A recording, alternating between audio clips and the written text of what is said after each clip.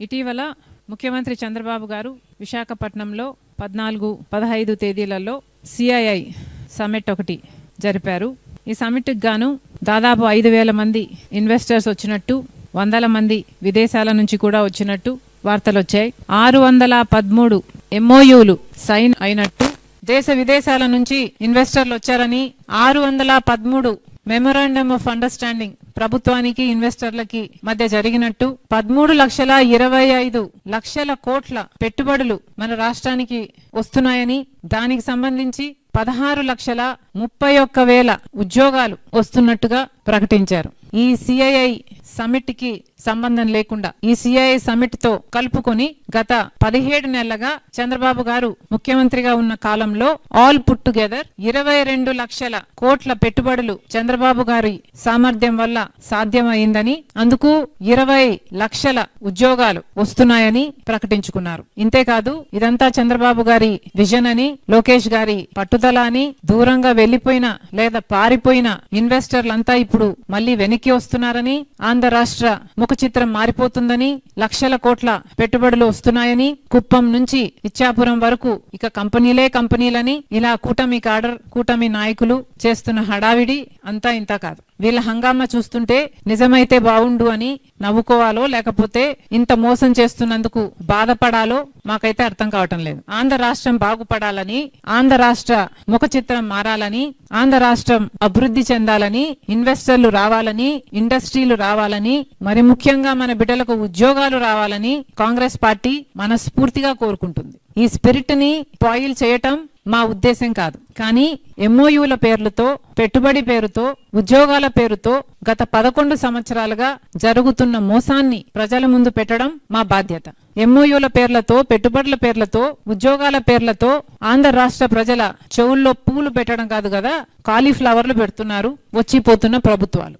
MOUలు, పెట్టుబడులు, ఉద్యోగాలు ఈ పదాలన్నీ గత 11 సంవత్సరాలుగా చంద్రబాబు గారైనా, జగన్మోహన్ రెడ్డి గారైనా వాళ్ళ హైప్ కోసం వాడుకుంటున్నారు, పబ్లిసిటీ కోసం వాడుకుంటున్నారు, డబ్బా కొట్టుకోవడానికి వాడుకుంటున్నారు. కానీ ఆంధ్ర రాష్ట్ర ప్రజలకు మాత్రం కనీసం నాలుక గీసుకోవడానికి కూడా ఇవి పనికి రావటం లేదు. ఇదే చంద్రబాబు గారు ఇంతకు ముందు ముఖ్యమంత్రిగా ఉన్నప్పుడు, అంటే 2014 to 2019 పీరియడ్ లో చంద్రబాబు గారు 3 సమ్మిట్లు పెట్టారు. 2016లో ఒకటి, 2017లో ఒకటి, 2018లో ఒకటి.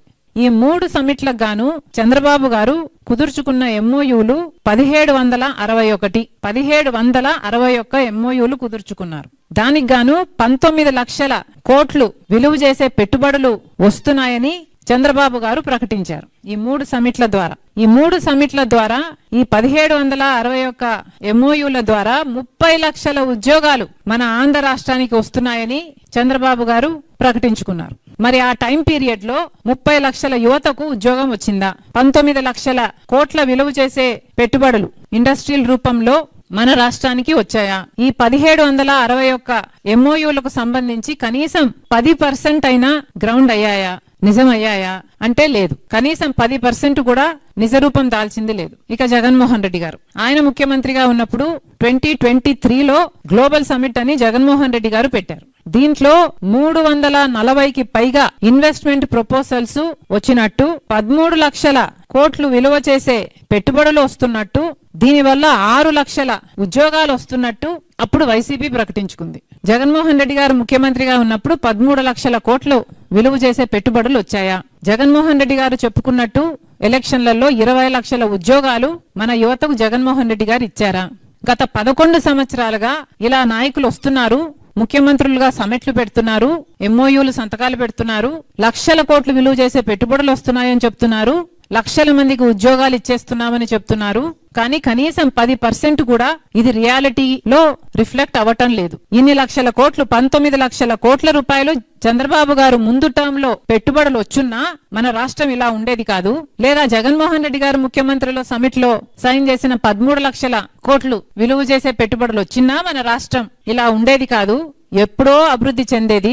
చంద్రబాబు గారి టైంలో 30 లక్షల ఉద్యోగాలు వచ్చున్నా, జగన్మోహన్ రెడ్డి గారి టైంలో 20 లక్షల ఉద్యోగాలు వచ్చున్నా మన రాష్ట్రంలో ఈ రోజు 50 లక్షల నిరుద్యోగ యువత ఉండేది కాదు.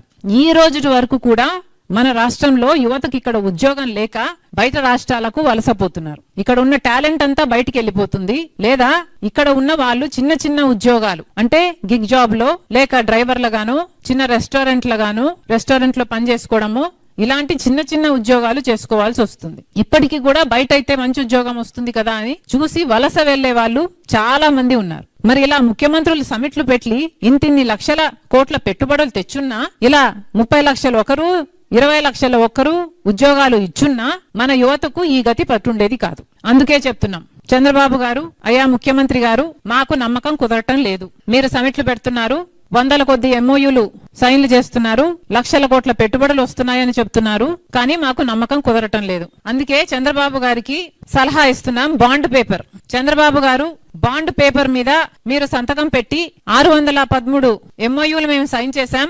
16,31,000 ఉద్యోగాలు ఇవ్వబోతున్నాం, 13,25,00,000 కోట్లు విలువ చేసే పెట్టుబడులు తీసుకొస్తున్నామని చంద్రబాబు గారు ఈ బాండ్ పేపర్ మీద ఆంధ్ర రాష్ట్ర ప్రజలకు సంతకం పెట్టి ఆయన చిత్తశుద్ధిని నిరూపించుకోగలరా?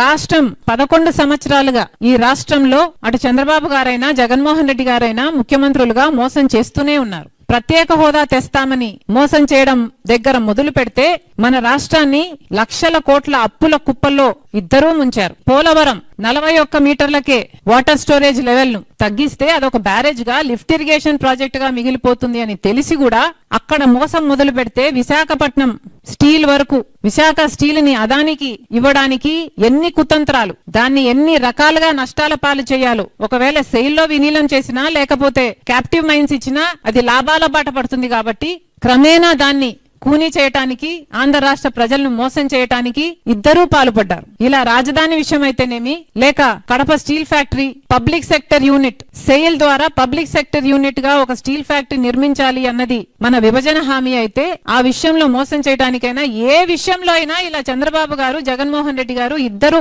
రాష్ట్ర ప్రజలని 11 సంవత్సరాలుగా మోసం చేస్తూనే ఉన్నారు. అందుకే చెప్తున్నాం సార్, మాకు నమ్మకం కుదరట్లేదు. మీరు సమిట్ పెట్టారు, ఇన్ని 100 ఉద్యోగాలు అన్నారు, 100 ఉద్యోగాలు, లక్షల కోట్లు విలువ చేసే పెట్టుబడులు, లక్షలు ఉద్యోగాలు.